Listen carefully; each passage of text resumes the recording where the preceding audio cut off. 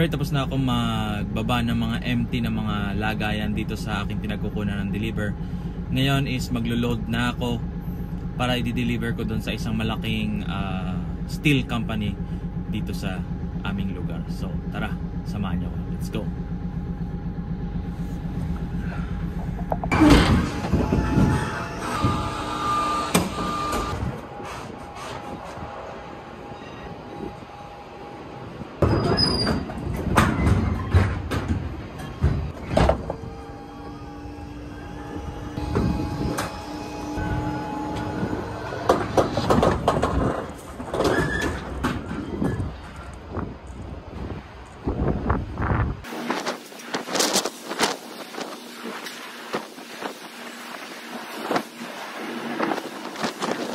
So habang naghihintay ako ng load, may load na pala ako, wala palang forklift.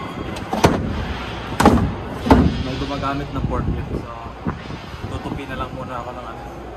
Eto, ginamit ko to ng mulan kasi tsagot siya kasi yung ano ko, yung mga ginamit ko.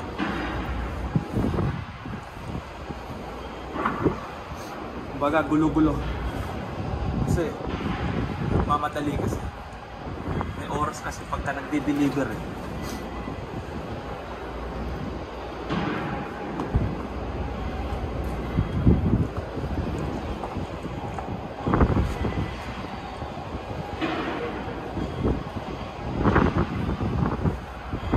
So, eto ang ginagamit ko. Kino-cover ko sa mga mono or sa mga parts kasi bawal mabasa.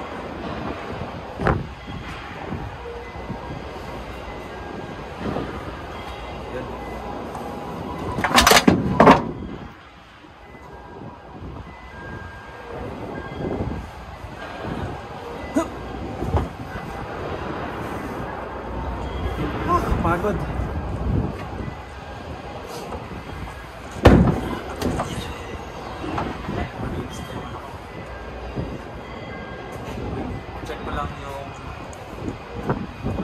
Check ko lang yung forklift.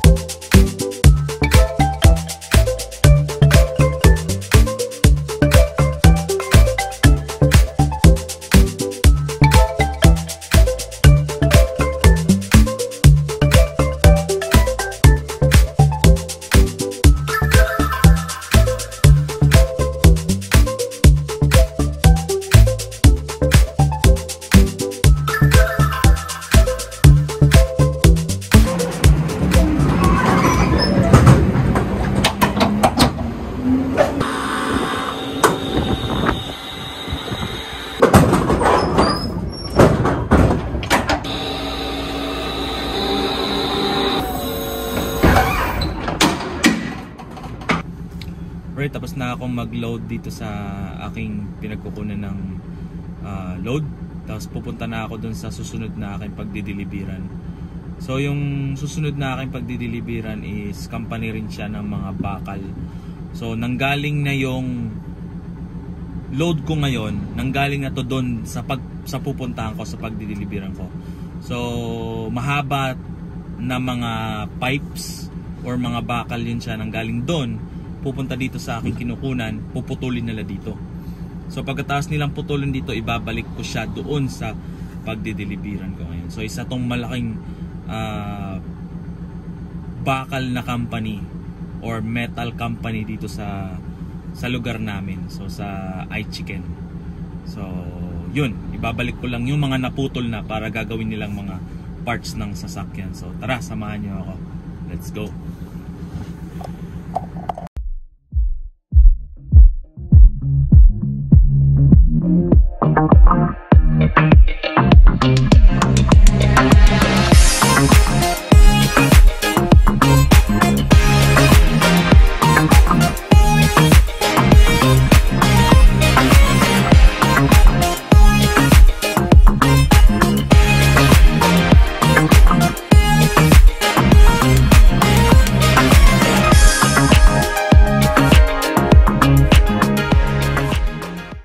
expressway yung nandyan sa taas. Papuntang airport yan na expressway.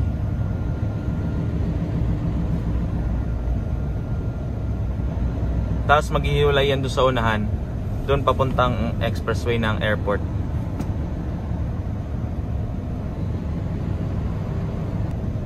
Tapos kung dediretsohin yan, papuntang Osaka.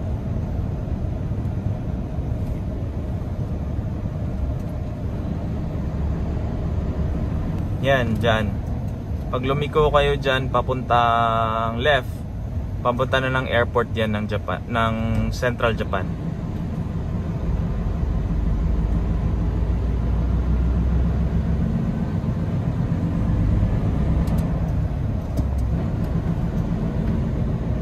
Ayun.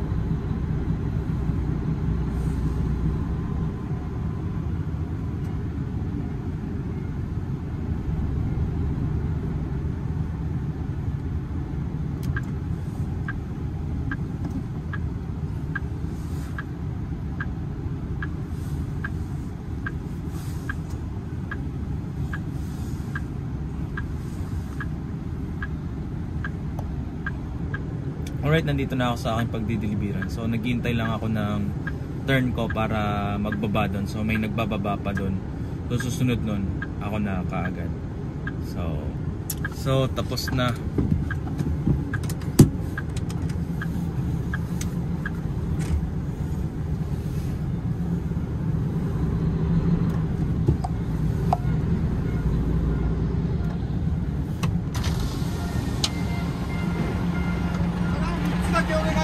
Ah, 3つだけ。あ、OK です。僕はもう積んできたんで。あ、OK です。はい、OK です。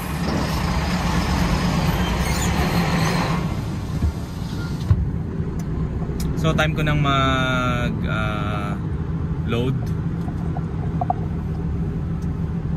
So sabi niya kumuha daw ako ng empty na lagayan.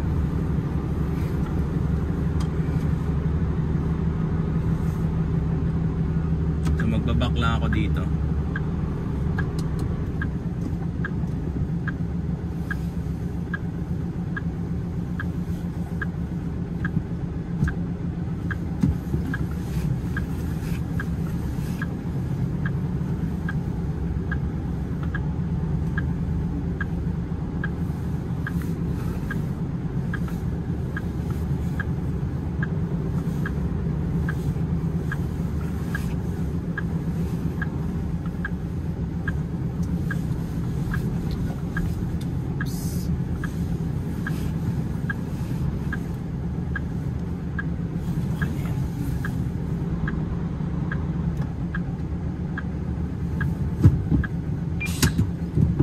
Right, so nandito na ako, magbababa lang ako. So, let's go.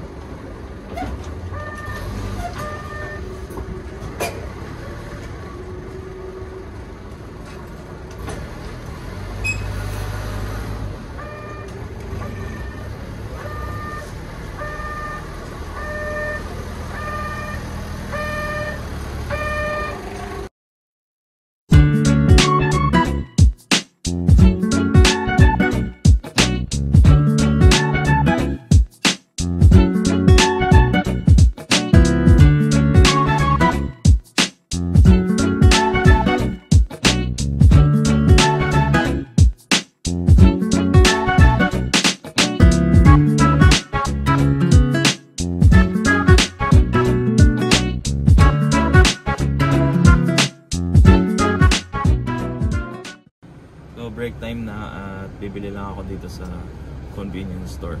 So tara, let's go.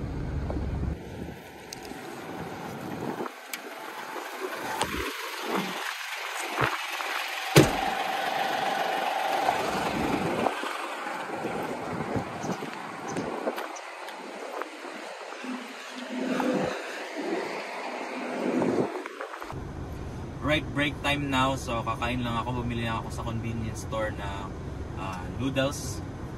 So around mga nasa 30 to 1 hour lang yung break time. So depende, minsan wala. Pagka kasi doon alauna dapat yung maglo-load ulit ako ng alauna. So yeah, kain muna ako tapos tingnan ko yung oras kung makakapasok ako doon ng alauna. Kasi bukas siya ng alauna. So between 12 to 1 sarado yung pagkukuhanan ko ng deliver.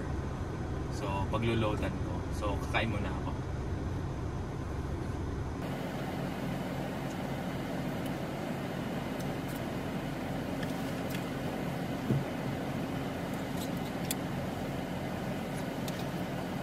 Right, so tapos na ako mag-break time and babalik na ako dun sa aking pag-loadan ulit. So ibababa ko tong mga nadala kong mga empty box or empty na mga lagayan. Tapos maglo-load ulit ako ng ganun pa rin. So yung bakal na yon pa rin. Tapos dun sa parehas na company pa rin na aking pagdideliveran. So ganun yung mga trabaho dito sa local delivery sa car parts na trabaho. So ngayong araw 3 yung delivery ko, so isang Toyokawa tapos 2 dito sa medyo malapit-lapit lang siya sa Bakalan. So yun, pagkatapos nito maglo-load ako ng pag na-deliver ko na siya, maglo-load ako ulit ng para kinabukasan ng madaling araw.